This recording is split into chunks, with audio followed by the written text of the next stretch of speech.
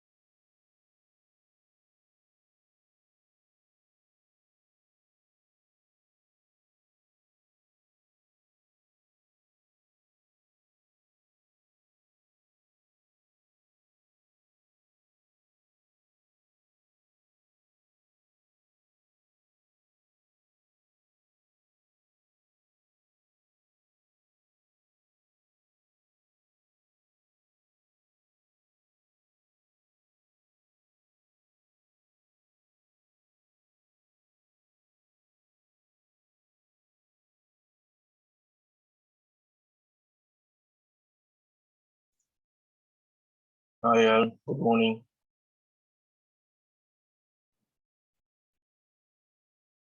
Good morning. Good morning.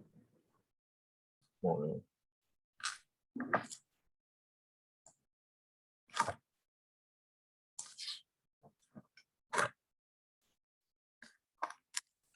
Raj, able to hear us?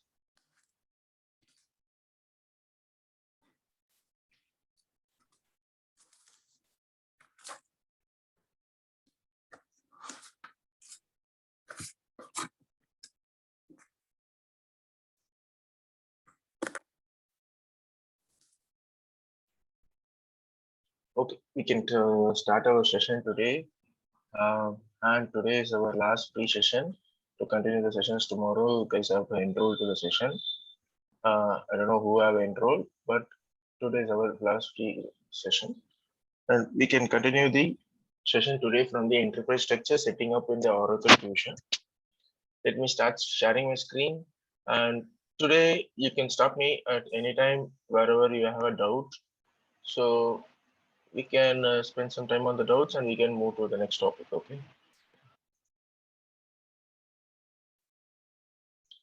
Sharing my screen.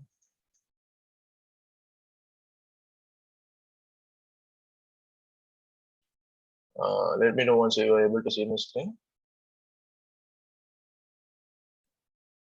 Yes, I can see your screen. Okay, fine. Okay. So yesterday we have seen chart of account, how to set up chart of account in the system, and there were some questions on chart of account. Is there any extension in the chart of account, like how to do the tree, how to do upload the chart of account using is there any upload option? Yes, is there upload option? As I because we discussed today, all those extension will be continued by tomorrow by loading the values to the FBDI and the tree structure from the FBDI file or flat files. Today, what we are going to do is we are going to set up our enterprise structure in the system. And let's start with the enterprise. Enterprise is basically setup is done by the HTM team. Usually, finance won't have access to set up the enterprise. Finance will start with the legal entity, ledger, and business unit and business units. Inventory organization will be taken care by the supply chain management. Okay, so basically, finance will set up legal entity, business unit, ledger. Okay, let's start with setting up the legal entity first.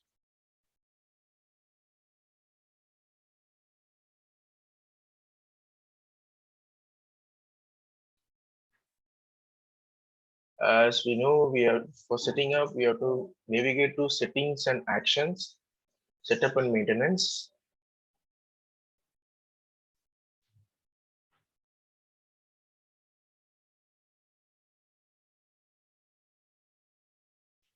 Have to change to our offering financials, and we can type manage, or just you can type legal entity, manage legal entity.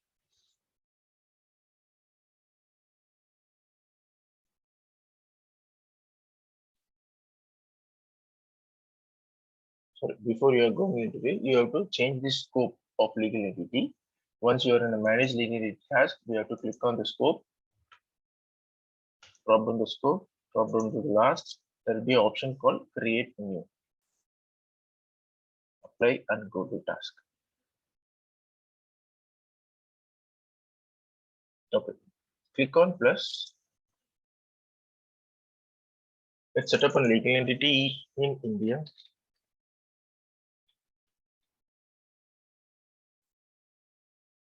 And name it as UG.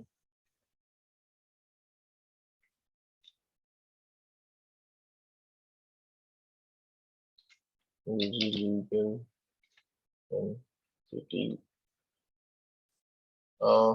Given the country name, then legal entity identifier. Legal entity identifier is nothing but just an ID.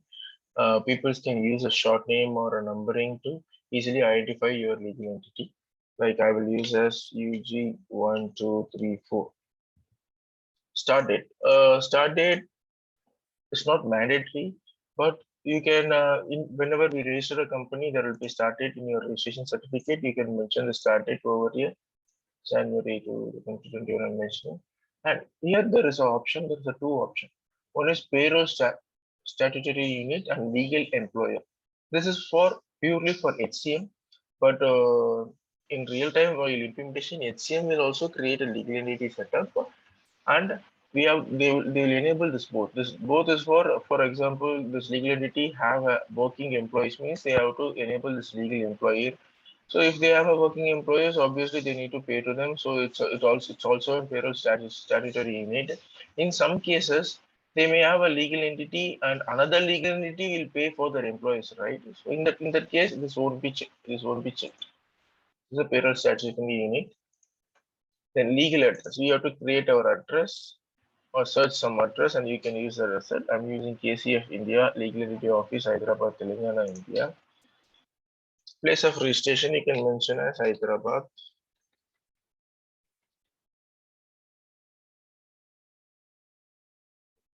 So this is a PAN number.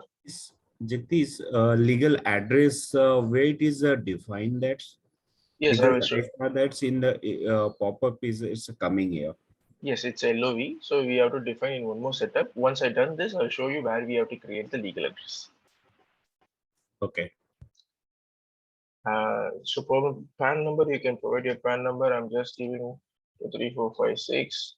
And legal reporting unit registration number, you can provide your registration number GST in 1, 2, 3, 4, 5, 6. Okay, that's all about the creating legal entity. We have to provide all those detailed legal PAN number. This field will change according to your country. If you change to US, this field will change. Like what TIN or whatever number is required in US, we can change according to that. In UK, it will change according to country. It will change these two fields. Okay, I've created a legal entity. I'm saving it.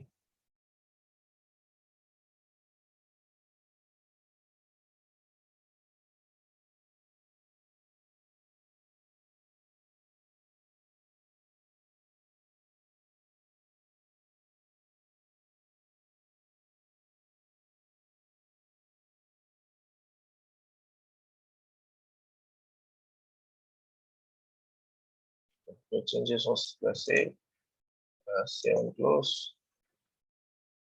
Okay. So next, how to create a legal address. There is one more task called legal address. You have to navigate to the legal address. Click on plus.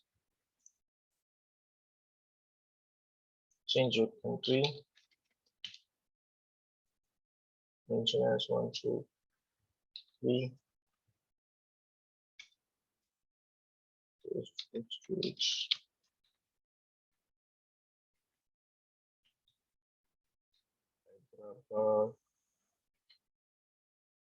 Pin code, you can put it as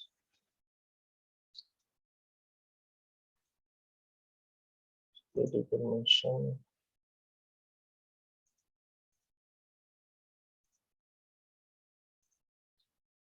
That's it. You can save here. We have created a legal address. See, after you're done, you have to obviously save and close. Then you can go to navigate to our legal entity.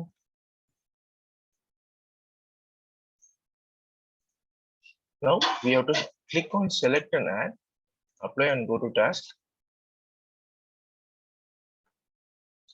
Expand your search option. Type UG legal entity, save and close.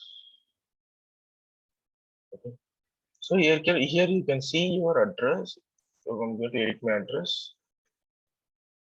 So you can either edit the address, or if you want to change, for example, you have mistakenly created this address and you want to change this address, what you can do, click on it, click create edit.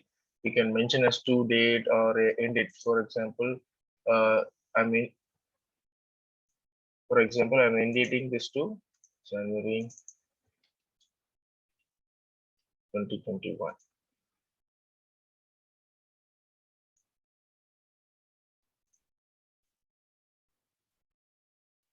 So basically the address can be created before creating a legal entity as well, and that can be assigned to that legal entity. Absolutely. Yeah. Okay. Okay, actually from date is this one.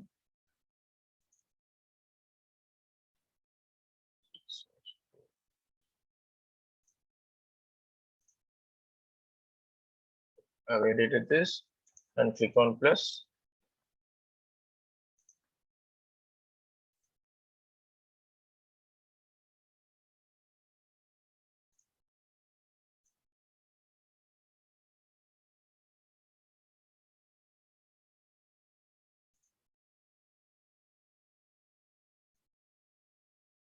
Once again, I'll check this option and get back by tomorrow's test. Why I'm not able to add the address once the legal entity is saved. I should be able to add. I will check and get back on this one. I was noticed this point. So let us remove the end date in this. We can use this address itself. Save. Save and close. Okay, legal entity is created, and there in some cases, for example, in some cases, let's take India as a cases. India has a GST. We have to pay GST by state wise and central wise, right? CGST, SGST is there. So for that reason, let's take our UG business unit. UG India ledger has multiple business units across the states. For example, it has 20 business units across the states. If it has 20 business units across the states, to pay their GST, they will have each and every state they will be registered and they will have a separate GST, right? So our legal entity is one, but it has been registered in different states, correct? Any doubts? Yes. Can you say with an example if you don't mind? Yeah, it's an example. For example, let's take a company called UG. You are expecting a real-time example or a general example? Yeah, I mean anything is fine. Anything, okay. So it's taken a UG company. I'm running about my business in 20 different states, most of the states in India. So, but what I have to do is I have to pay CGST and SGST to the each and every states, right? So in this case, what will happen? We have our own GST in as per the every states. Okay. In this case, we have defined one legal entity, and in that legal entity, we have given a one GST number, right? So this legal entity registration number, whatever we are defining in this setup, when we are printing our supplier invoice or customer invoice, this number will be displayed in the invoice, right? Whenever you go to a shop, you purchase any items and they provide a bill, you can see that the registration number in the bill. Most of the companies will provide you a bill with the registration number, their company names and logos and GST, right? So this is they have to provide, this is one of the rule. Okay, so in this case, while printing the invoices, in our case, it is a registered one legal entity, but it has multiple GSTs. In this case, we have defined one legal entity and we have given one GSTs. But how to derive multiple GSTs based on the state? There is one more setup called legal reporting units. You understood the scenarios? So basically, you are going for this legal reporting unit because we need to report at the 20 states. Exactly. In that scenario, we are going. Okay, go ahead. Thank you. Absolutely. We have to report for 20 different states. For example, if I'm printing an invoice and providing to my customer in Hyderabad, I have to provide Hyderabad GST in Andhra, Telangana GST. I'm printing in Tamil Nadu, means I have to print Chennai GST, right? So for this purpose, we are creating 20. We have to create 20 different legal reporting units. Create new. So that means you'll one legal entity, under that legal entity you have 20 legal reporting entities, Reporting right? units, This is absolutely. just basically wherever at what level we are going to report any organization, it will come down here, right? In other words, Absolutely. If you're reporting multiple, but there is a different case. For example, if you're registered with you're registered with as two different companies, means you have to create two legal entity. You cannot go ahead with another reporting unit. If you're registered with a single company name and you work in business in multiple states, you can go ahead with the legal reporting units. Okay. Okay. So you select your legal entity, then legal reporting, create new, apply and go to task. You can see your legal. Click on plus. Mention your territory.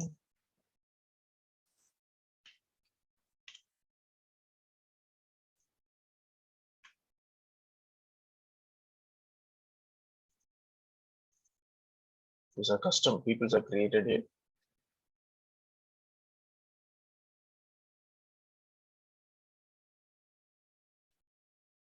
Legal reporting unit name. Let me put as Chennai L or UG Chennai L or UG. Let's go Chennai L or U. So the start date also. Legal reporting unit registration. Here it comes. You can use a different registration number so that this will help you to print a different GSTs in your invoices. So it's a meaning that's a different state having a GST. You have to define here. Absolutely, different states have a GST and a registration. Whatever number you have to print in the invoices, we can define it. That's the main purpose. We are going with the legal reporting units.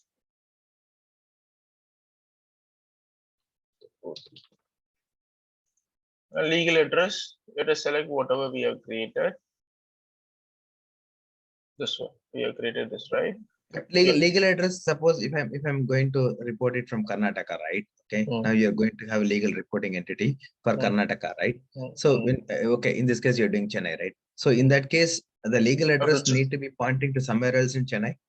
Absolutely, you have to be in Chennai. I'm going to create a legal address. I'm just showing I've created. It's available in the LOV here. We have to select our Chennai legal address because it is legally registered in Chennai and we are providing Chennai GST in. So whenever I'm going to print an invoice, right, this GST pertaining to Chennai will display, but I will be having a GST at the legal entity which I'm going to report to the central government, right? That GST number is different. So GST number will be different. Okay. But when I'm reporting a tax at the legal entity level, right, I'll be reporting to the central government, right? So in that case, I will run my report against the legal entity, right? Not the reporting entity.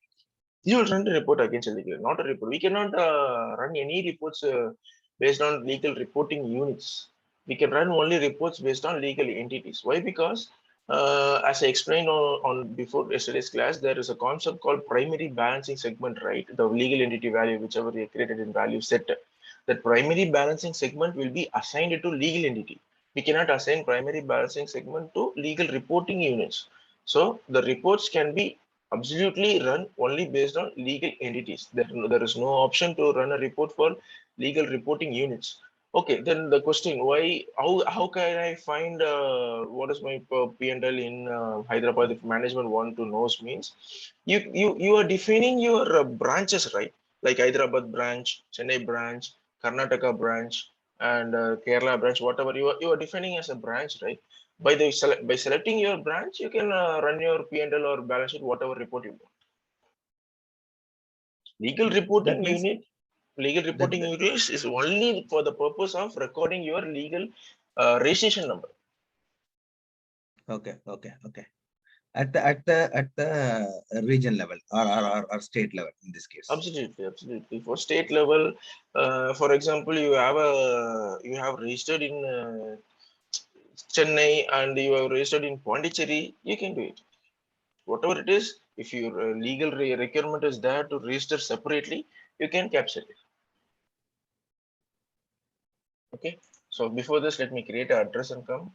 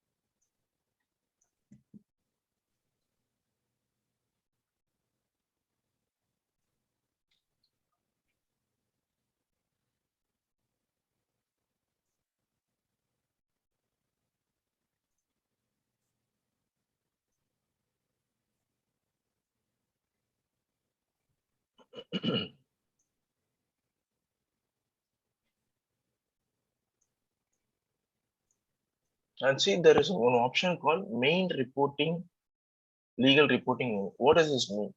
For example, you are running business in different states, but obviously in a country there will be a head office, right?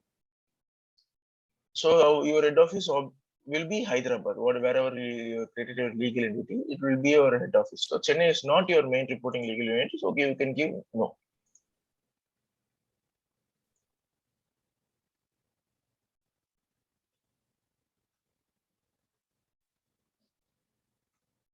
Changes for save and close.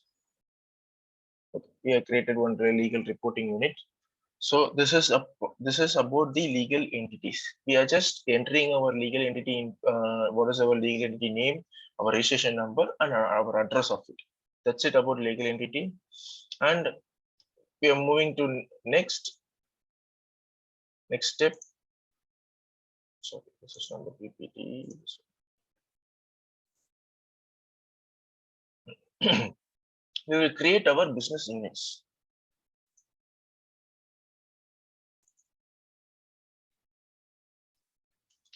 Manage business units.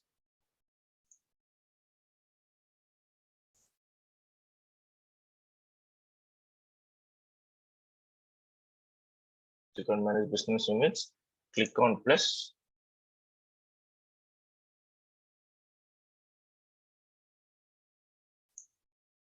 UG underscore BU.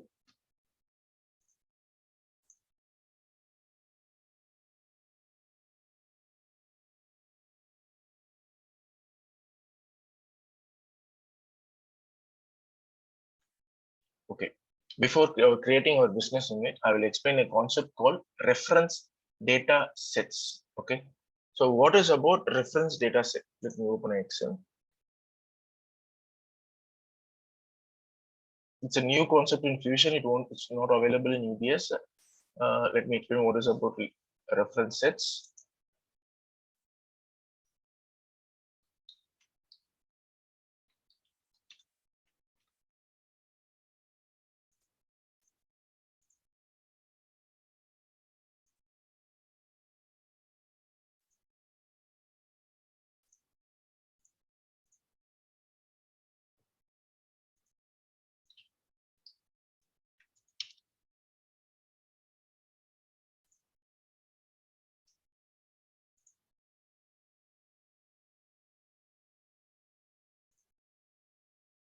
Okay. See, first of all, there will be two Oracle seeded reference data sets. One is common and one is enterprise. First, I will explain how reference data set works. Okay, so let's take an example. There is common.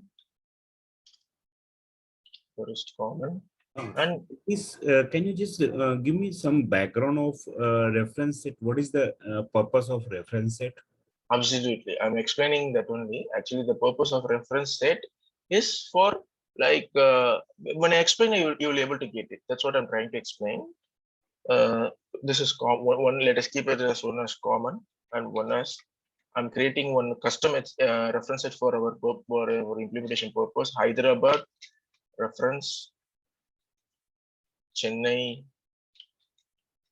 reference,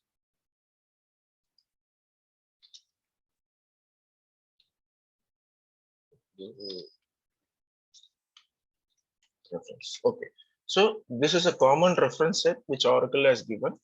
This 3 custom reference set we have created. In our case, let's take an example. You have one more business unit in Bengaluru. Okay, so anyone from EBS here? Yes, I am here. Yeah, you're from EBS. Ritesh, Raj, any other person have EBS experience? Okay. No. Okay. So, Rajiv, actually there will be transaction types, payment terms, types. This is in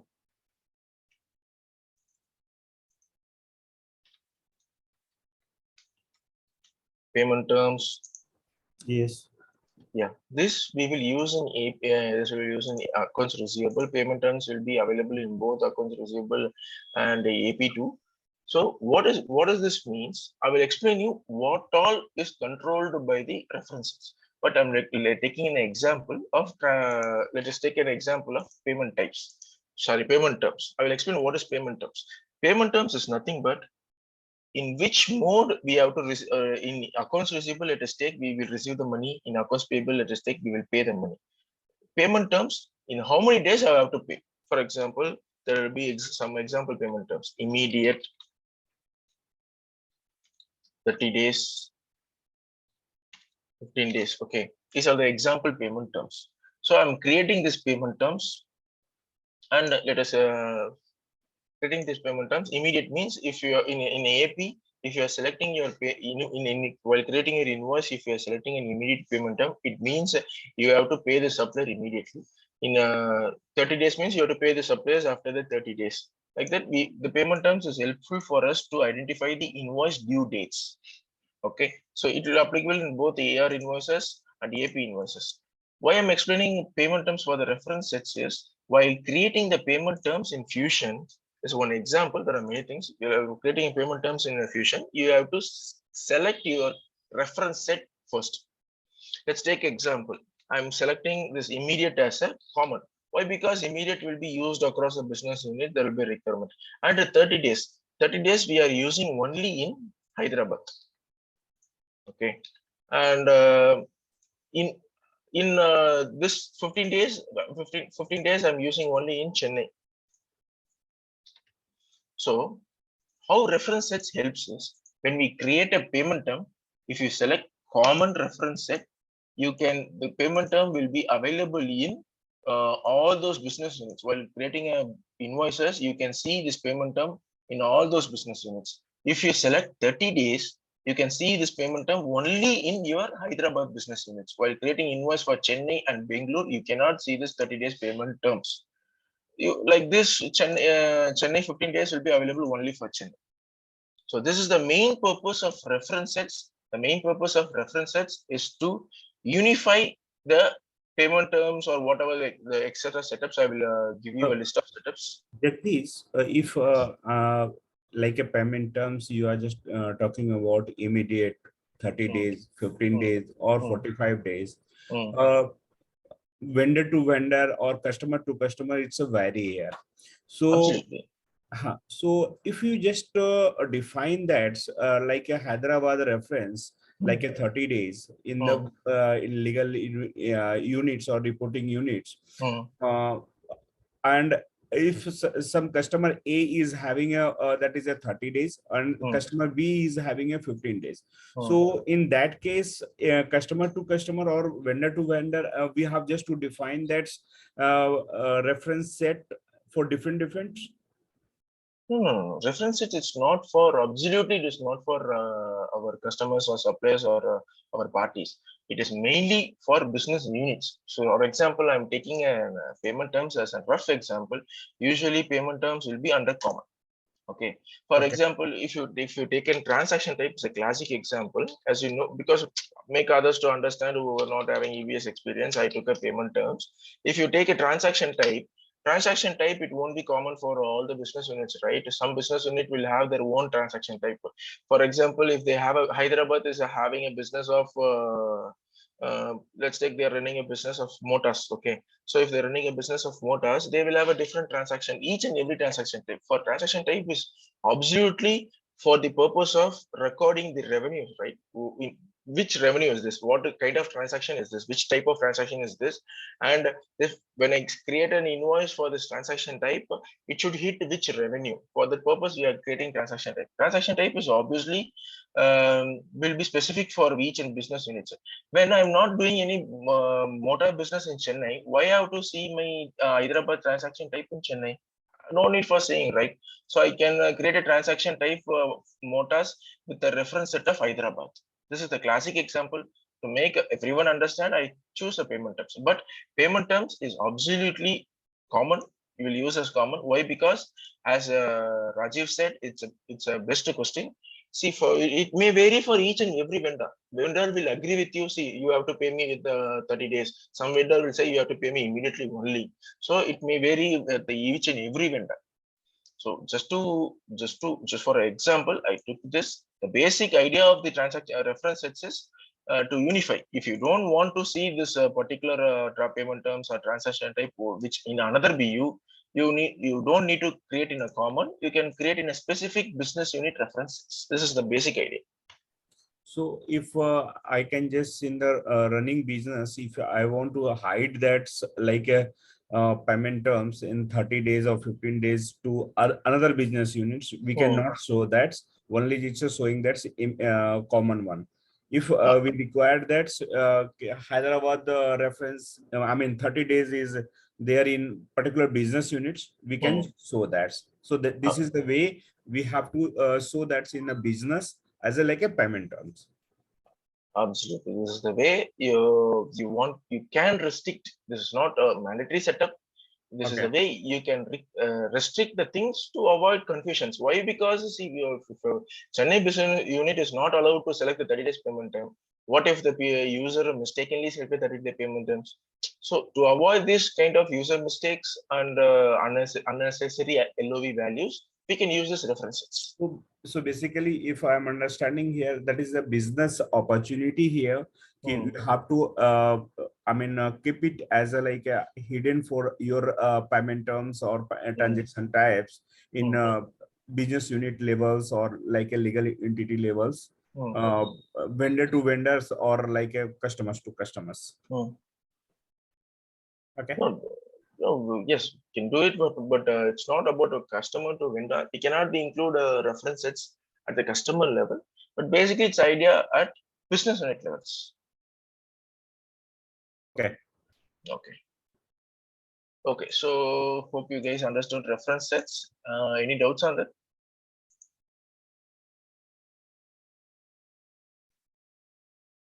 No doubts. Okay, so let me create one reference set in the system. It's common as seeded. You have to not required to create a common. So I'm creating two different reference sets. One is you said one. Sorry, Javish. Yes. So you said enterprise is also there. What is the use of enterprise then? Enterprise is used in fixed assets, not in the other modules. When we are moving to fixed asset modules, I will show you how enterprise set is useful. Enterprise set is also a common set. To avoid confusion between other modules and fixed asset, they have provided enterprise sets. Okay, and this common set is for not only for financial modules, right? All order management, everything, purchasing, everybody will use this common set, or it's something is unique only to financials? No, it's across instance. Everyone can use. Okay, even HCM cloud also will have their own, or they have their own. Okay. No, absolutely they can use this. They may create a own references. They may not use the references created by the financials.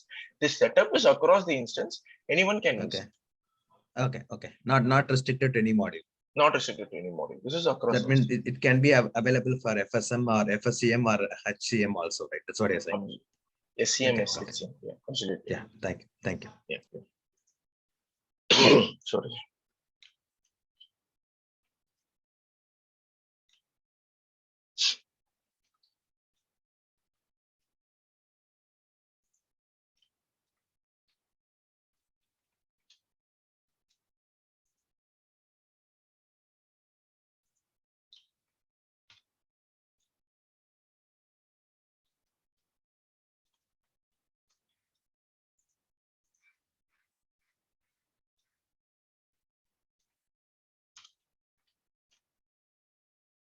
I've created two different reference sets.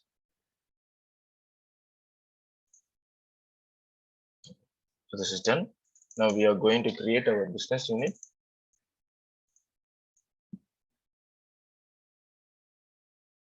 Manage business units.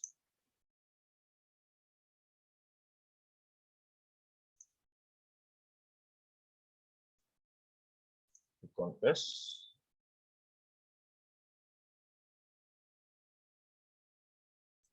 You created a reference set, right? But you didn't add any values to that, right? Nothing. It's like a free text field. I've created it. Like it will be available in different places of LOVs. We will use it now. But you haven't added any values to that, right? List of values. List of values in the sense. You said you can use it in various places as a list of values, right? Then the list of value I need to create somewhere else and add it to the reference set or not? No, reference set is a free text field. Whenever Okay. we are using, see, for example, this is one of the list of values. Sorry, this is one of the list of values. To the reference set available in my list of values, I have created that and came back here. Got it? Okay. So Okay, it's a free, okay. it's a free text field area. Like how, for example, in manage legal entity, legal address is a list of values, right? So when I say list of values, we created a address in a different setup called manage legal address. Then we selected in the manage legal entity, right? The same thing. We have created a reference set in a setup, and this reference set will be available in multiple setups. I will show you where and all we will use. So No, I got the point. Okay, you're going to use it, then it is going to store only one value. I'm asking. Sorry, it doesn't got you. Let's say, for example, you're going to choose a reference set here, right? Maybe Yes, I didn't get that one. So it is a free text you said, right? It will Absolutely. appear in this. It will appear in this field. Yes, it is appearing. We can select. No, you selected from here. I'm asking, and the create business unit. Are you capturing as another attribute using the reference set? I'm asking. No, I'm not. You are tagging. Okay, some reference set. Okay, UG Chennai or UG Hyderabad is you're going to attach it to this as a part of this business set, right? Business unit. Correct. My question is then what values this reference set will have, right? That you will add it later. I'm asking what all the functionality the reference set is going to carry. Will you defining it later? You define the reference set is fine. No. Functionality you are expecting is like this reference sets belongs to this transaction type, this payment term. Exactly. No, that's a different setup, Raj, right? This is a different setup. Once we do this here, there is another setup called business unit set assignment. That place we can see the transaction type, whatever you are doing, and you can assign there the references. I will show you. That's the next setup. I will show you that. Okay. Maybe I'm not quite clear, but go ahead. I can clarify offline also if I'm not able to. No problem. Once you see the next setup, you will get a clear idea. Okay, I'm selecting UG Chennai here. UG underscore Chennai underscore BU. So what about the manager and location? This manager is an LOV and location is also an LOV. This is absolutely comes from the HCM setup, human capital management setup. We have nothing to do with this. For example, however, we selected the legal entity address. This is far enough for us to create an invoice or report or whatever purpose. This is not mandatory. Usually, just to identify, for example, in our Chennai business unit, in the Chennai, there is two different location we have a business. Let's take it as UG Chennai business unit underscore Paris, then UG Chennai business unit underscore Tambaram. If you have two different unit, you have to select your the location, right? For this purpose, they will select. When you have one business unit, location is not required. Why? Because your address will get derived from your legal entity. So basically, we have nothing to do with this. This one is created by human capital management. We will select our location and we will select our manager for this business, who is the head of the business unit. We are not going to do it now. So make sure the checkbox is enabled, your business unit, your default set. Okay. Once this is done, you can understand this value, why it is default set. It's not saying set, it's saying default set. I will tell you in the next setup why it is what default set. I'm saving this. Save and close. Let us create one more business unit for Hyderabad.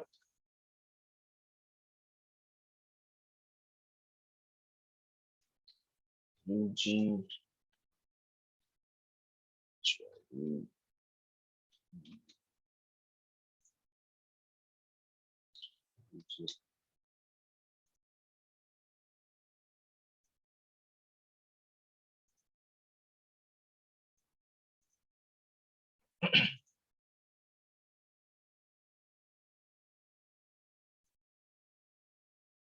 Okay, done.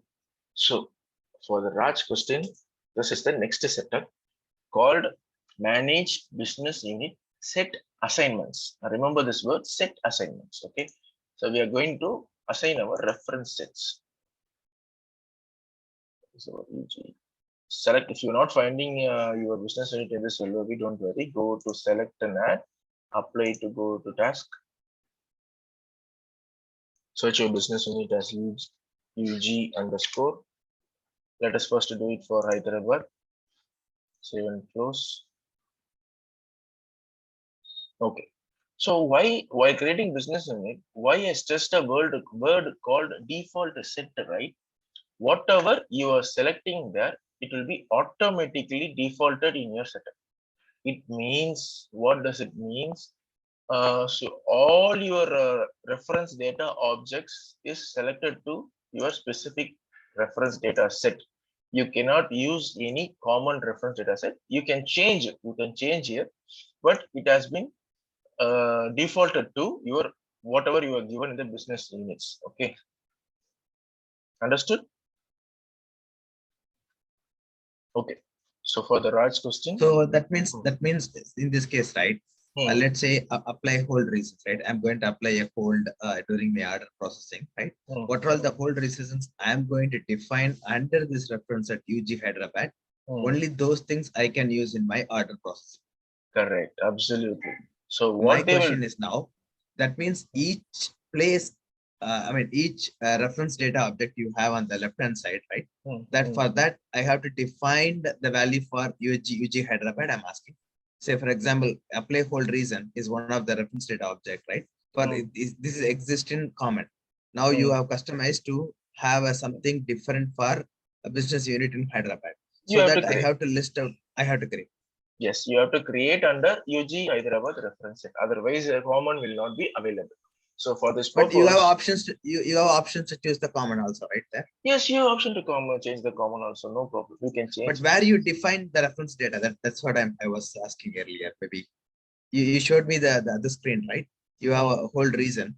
Now I'm going to have a hold UG2, hold UG3. These are all the reasons I'm going to put, right? So where I will define it's a different setup. See, it's a different, totally different setup. For example, you have, see, let me close this. Your question. These are totally different setup. There are many setups. Okay. Hold. Okay. Invoice hold and releases. You will define. You will define it here. If you are seeing for payment terms, it's a different setup. So when I'm going to the payment terms, I have to choose the reference set and define that. Absolutely, absolutely. Got it. Let me show you one example. See, if I click on plus, you can see a set assignment here, right? You have to click on. Let me put anything here. Click on plus. You have to. You can select your UG Hyderabad. Oh, okay, got it. So if you have cited this, only this payment term will be available for this. Got it. So like this, each and every setup will have an option. You can do it there. Okay. Fine. Thank you. Yeah.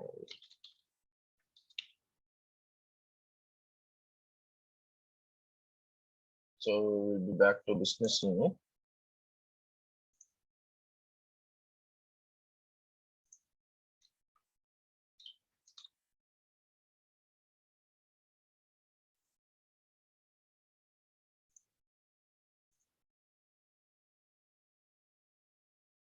Okay. So once you set the default, it will be grayed off. You have to, if you have to change means we have to change it. Okay. For example, I have decided this to be common only. Just change it to common. That's it. This is the way it will work. So will I choose the business unit reference business unit reference data which I created for Chennai? Will it be available in this list of values along with the comment? Yes, it will be. Okay, got it. Absolutely. Fine. Okay, so You can export. There is a see, if you see any option like this, it is called export to Excel. If you cannot scroll down and see each and every reference data object or any place wherever you feel this is more to scroll down and see, you can simply export to Excel and open it. There's a nice option in Fusion.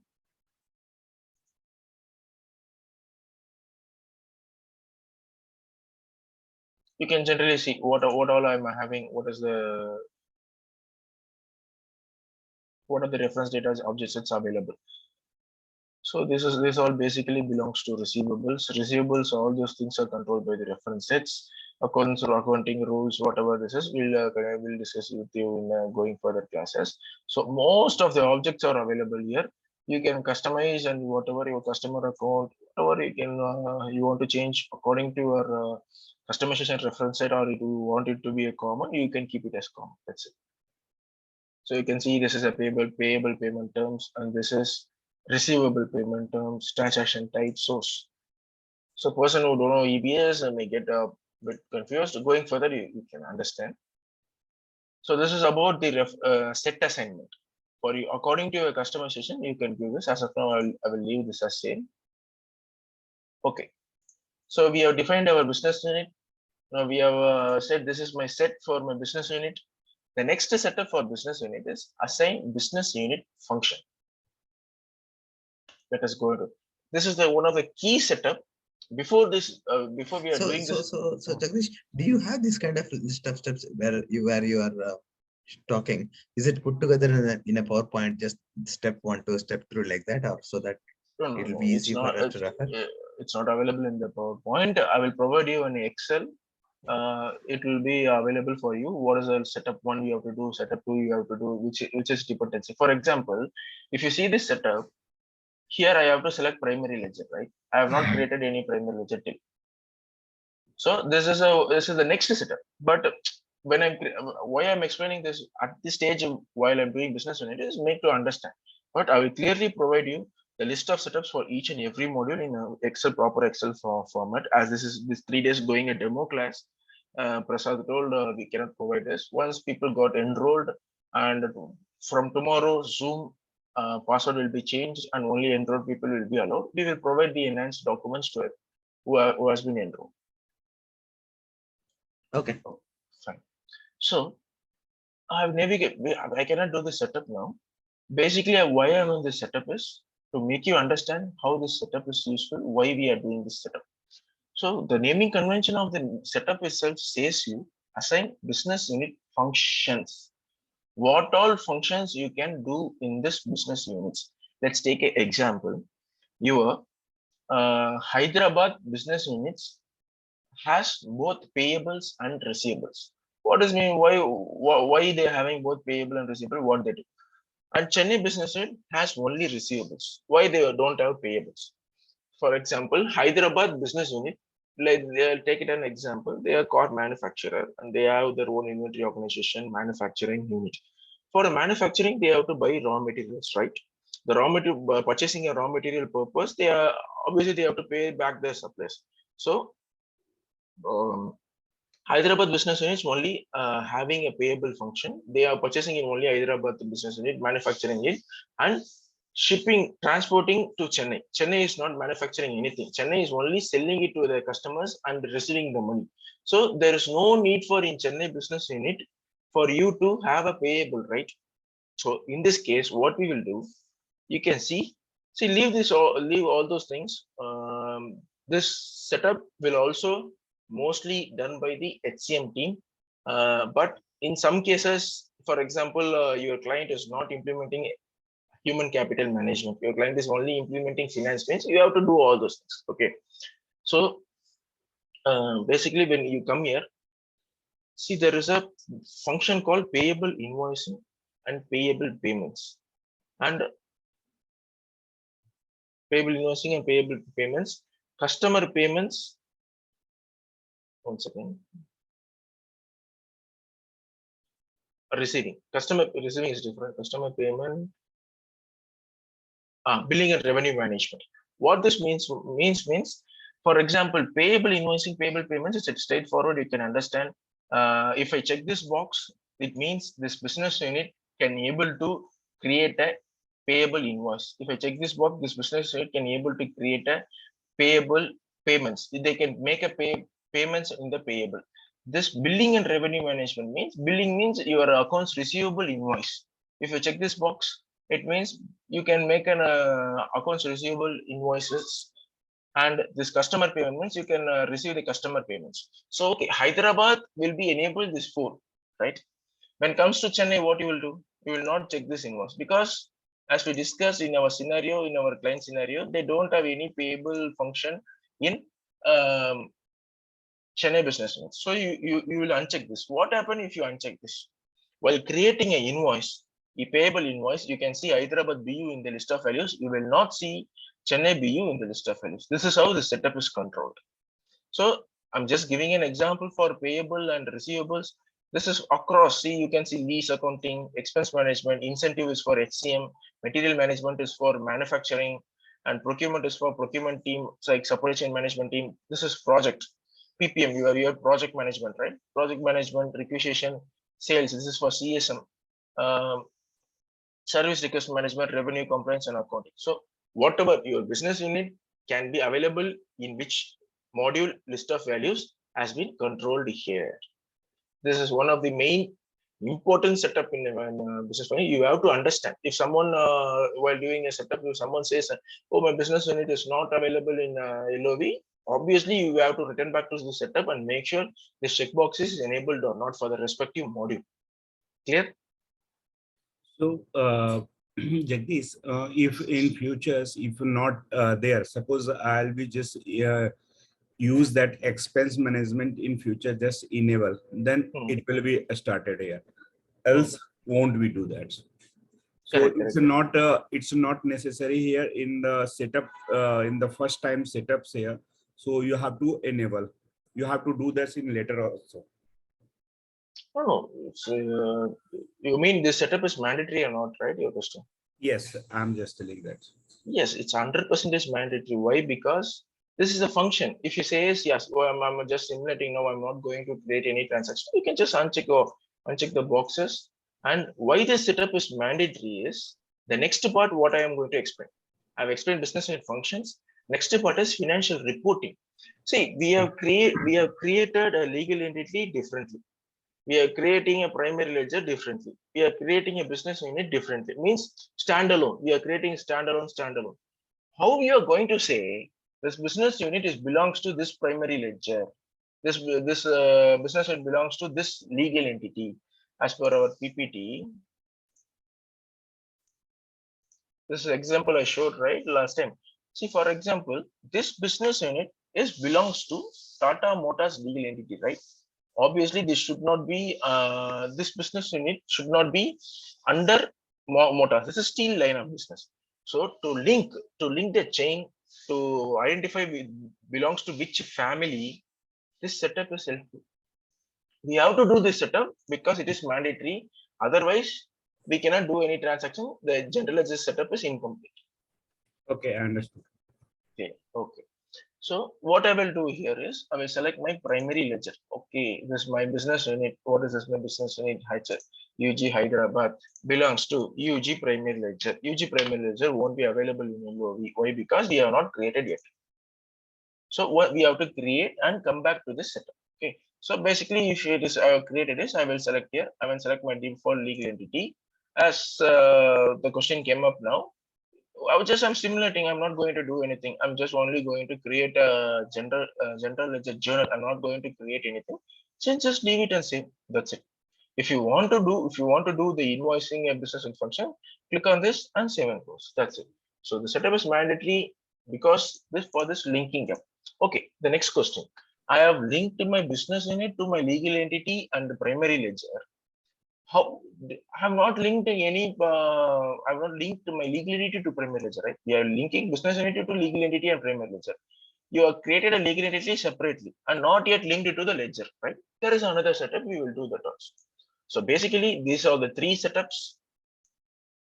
Don't worry, I will give you the list of setup names. Just explaining the concept now. So these are the basic 3 setups for our business units. There is one more setup, data access. This is like a security, how the security works. For example, in the EBS person, someone like you have a profile management, profile options to manage it. For example, this responsibility should have only access to this ledger, only access to the business unit. There is a profile option, or it is controlled under profile options, right? In EBS, it's totally changing in Fusion. It is like role wise and data access wise. When I'm coming to the particular part, we'll explain you about this setup. But these are the 4 mandatory setup we have to do for business units. We now what we have covered is we have covered legal entity and its subset as legal reporting units. It's not required. The scenario, if it is required, we have covered the business unit. What are the setups under it? Now we are going to ledger. Okay, I'm going to primary ledger. We cannot create our primary ledger. We can create our primary ledger. Before that, we have to do some prerequisites. But I'm going inside to the primary ledger, create screen, and show you what are the prerequisites. Okay. See, is basically see. There is some question comes in yesterday class. I remember. Whether I can change chart of account once I save my ledger. You can see you cannot change anything once you have changed saved your ledger. You can change your accounting method, but it's in a different setup. Here you cannot change your accounting method. And the important thing is chart of account, calendar, currency, nothing can be changed once it is created. Clear, guys? So see, there is no edit option in it. So what I'm going to do now is you should be very careful and very 100% or 1000% sure before you creating this. You have to get a sign off from your client before you creating this. For example, you will provide your primary ledger name, and as I told, these are the 4 C's. Why the 4 C's are mandatory? You told why this is not mandatory here? Because there is one more setup. What, as I told, accounting method can be changed at any time. There is one more setup called specify ledger option. I will show you that setup also. But this 3 is mandatory. As we created our chart of account on the day,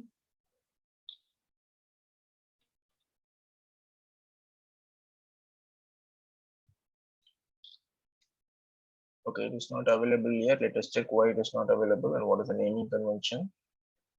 We'll select our chart of account.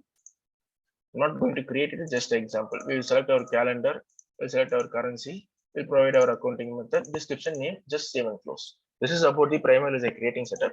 Before this, let us make sure we have created, this is standard. Don't worry about the currency. Oracle will provide you seeded all the currencies around the world. Your role is to just select. Calendar we have to define.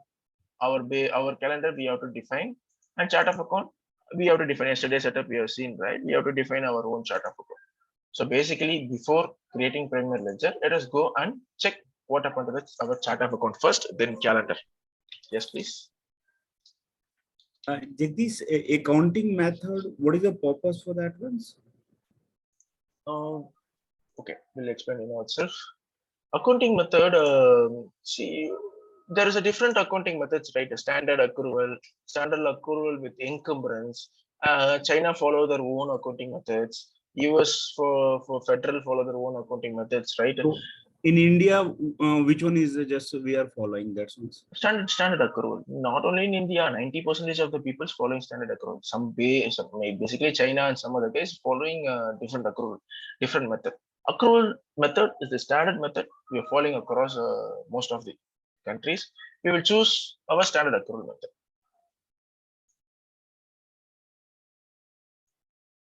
Okay, so I'm canceling this. Let us go to chart of account setup.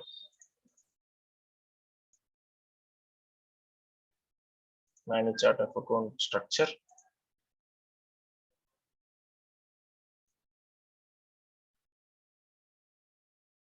Is it deployed? Let us select set your structure UG, right? UG.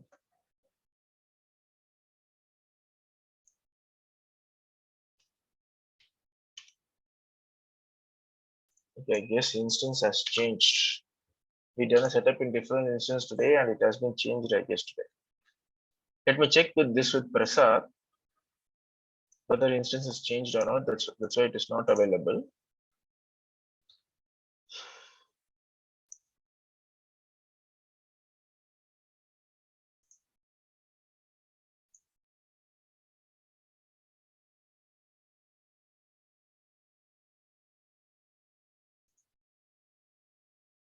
I'm just checking whether I can use any other methods for our purpose.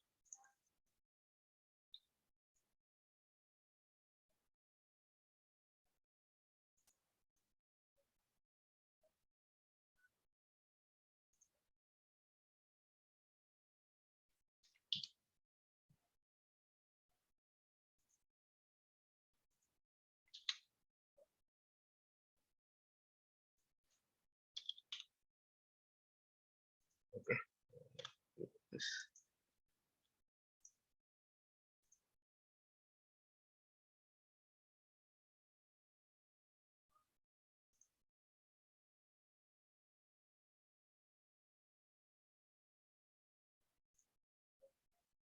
Okay, we can use this chart of account as of now. See, yesterday we have seen the small difference here is everything is same company. Instead of department, they have given the name as cost center, natural accounts, product, intercompany, feature one, Can we feature two. can we create something same what you show, or are you going to offline? You can bring it back again what you created yesterday. Okay, tomorrow I can bring it back, no problem. Okay.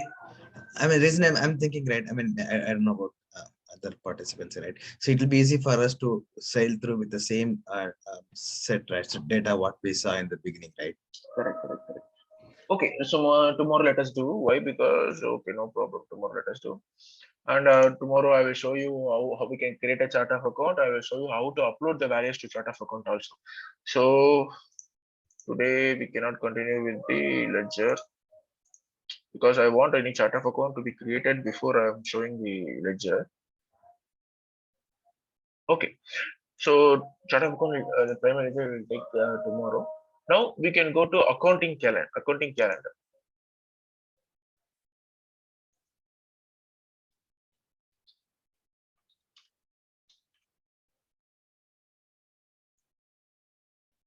So manage accounting calendar is the setup. You have to come and create the calendar here so that it will be available in the accounting calendar LOV while creating primary ledger. So click on plus. I'm defining my calendar as UG underscore calendar.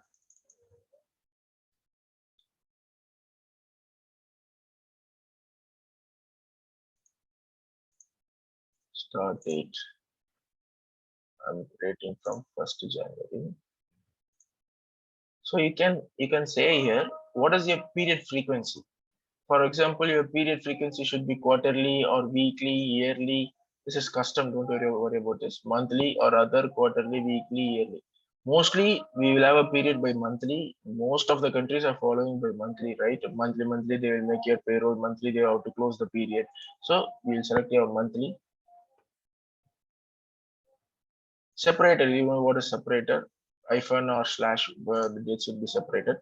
This is a format. In which format your address should look like? Okay, mostly we can select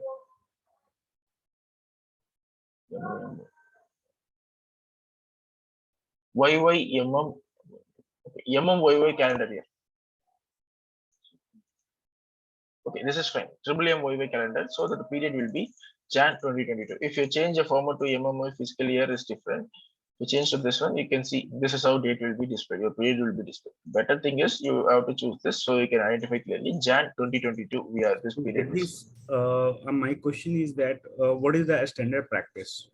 Standard practice is MMY. Sorry? MMY. Okay. This is the standard practice. Okay. Next, what is this checkbox called? Budgetary control only. If you enable this checkbox, there is a module called budget. We are doing the budget. This calendar can be only used in the budgetary. You cannot use this calendar while creating the primary ledger. So obviously we will not select this checkbox. Next, adjusting period. Adjusting period, same like period frequency. Once at the beginning year and once at the end of the year or mid-year, you want how many adjusting period, twice at the year of two adjusting period, or none, no adjusting period, or quarterly. We will select always at once at the year. Once our December. So what is the adjusting period frequency? I mean, just at a high level. When we'll use this one? Adjusting period is for example, you are completed, let's take in our India, April to March is our calendar year, right? Financial calendar year. So here what happens, you are going to close a year for March. You are in March, you are doing some closing accounts. Okay. While closing the periods, there will be some stuck transaction, obviously, right? You have to do something pending, or this has to be done in future, or we have to take care, and then only we can close that period. But if you are on 31st, what you have to do, you have to close the book. You cannot open the book. So for this purpose, what we will do, we will sweep means we will move our transaction to the next period and say this is still pending. We will report this, or we have to work out this, or we are sweeping this to a next year. We will report this to a next year. You can mention to the government, or you have to pay whatever it is penalty because of the mistake. So adjusting period is useful. We cannot sweep the transaction to, for example, you're in March, you are opening a new year in April. Can you sweep the transaction to new year? It's not right. So what we will do, we will create one period, mention it as adjusting period. As the name suggests, it is adjusting transactions. Will be swept to, for example, there is 100 transactions. You sweep 100 transaction to your adjusting period. And what you will do, your accounts team or later team, they will work out on it, and they will find why it is pending and why it is pending. They can close the accounts. So for closing purpose, we have one adjusting period at year end. Clear? Okay, thanks, Satish. Yeah, okay. So that's it. We have selected our calendar options and click on next. So once you click on next, you can see automatically Oracle has created a calendar for you. Jan 2022 period name, year, period, which quarter is this? First 3 months is first quarter, and next 3 months is second quarter. So it has been created for you. What is the start date, end date, everything. And there is one column called adjusting period. See, there's a checkbox. There is a 12 months, and the 13th period, it is called as adjusting period. It shows as 13 December 2022. You can change it if you want. You can change it here as ADJ. Okay. So based on the start date, it has created this. If you want to change, you can go back. I'm changing my start date to April 1st and click on next. So the period again calculated from April 2022 to March 23. So this is done, and your adjusting period also been created. That's it. We have created our calendar. I'm clicking on save.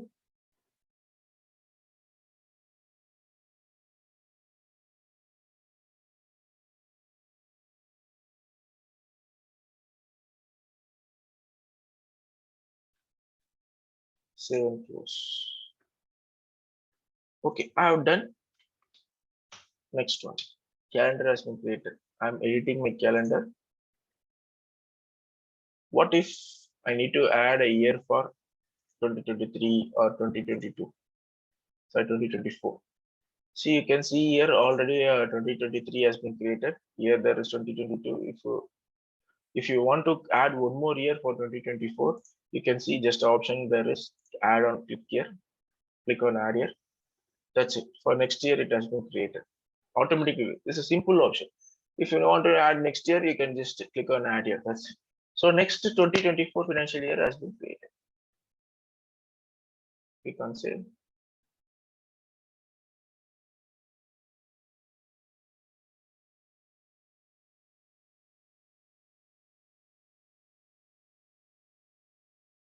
Save and close. That's it. This is about calendar. So now we are ready to create our primary ledger, but because of chart of account instance has changed, we have lost our chart of account. So what happens now is I will not create my primary ledger, and I will explain the next setup of primary ledger. And tomorrow we can create the primary ledger and we can do the next setup also. Okay.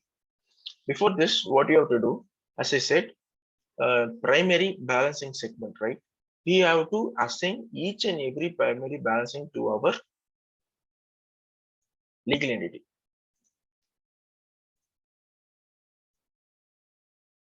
So first we what we will do, assign legal entity, assign balancing segment.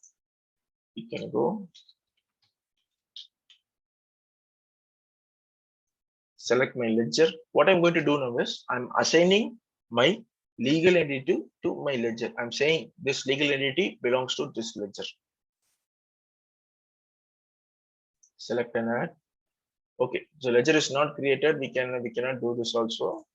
What we can do the setup tomorrow. I'll generally show you how to do that. Once you select your ledger,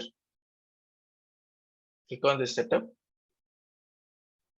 So, see, this has been already assigned. So you are seeing this legal entity. In our case, when you are doing for fresh ledger, this will not be available. There is an option here, select and add. You have to click on this, search our legal entity, select and save and close. What does it means? This legal entity belongs to this ledger. So this setup is done based on this. Once this is done, what we have to do is we have to navigate to the next setup, assign balancing segment values to our legal entities. Same, you will select your ledger. We have to navigate in. As same, this will not be available. You have to click on plus. Your legal entity will default because why you have assigned already right to this ledger. So your legal entity will default.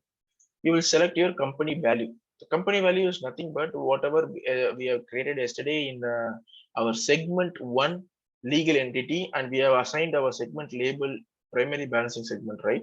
So that will be available here. You have to select, it means this 101 or whatever it is, this primary balancing segment belongs to this legal entity.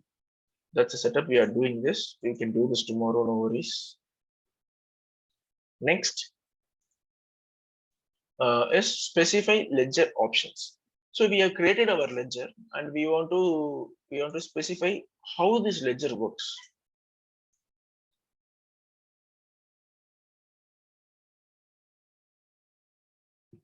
Okay. So once you created the ledger, once you navigate to the setup, automatically the name will default, description will default from the setup. The currency, whatever you selected, the chart of account, whatever you selected there, it will get default here. Next to the calendar, whatever you selected, the first to open period will be the default here. Number of future enterable period will be 1. So the accounting method, I told right, accounting method we can change. Here is the place for our ledger. You can change the accounting method. Once you change your accounting method and save and close here, you can go back to the primary ledger and check the accounting method will be also changed to that. And we will specify this setup is basically about how my ledger should work. Whether my ledger should have a suspense account, my sub ledger should have suspense account or not. If suspense is there, then which account it should hit. Okay, my ledger should have enabled, my ledger should have journal approval or not. All those options will specify my reconciliation is required or not, intercompany, document sequence, all those options we can specify how my ledger should work. This is the basic setup idea, what we will do here. Okay. So because of chart of account not available, I cannot able to do these setups, but tomorrow we can start with the setups, start with the chart of account. Chart of account, I will create whatever it is, and from the tomorrow's class, first what we will do, I will be ready with the file for uploading the values. We can upload the values. Then once values is uploaded to the chart of account, then we can complete our primary ledger. Then assign all those next setups will be done by tomorrow. This is about today's session. Any doubts on it? No. Okay.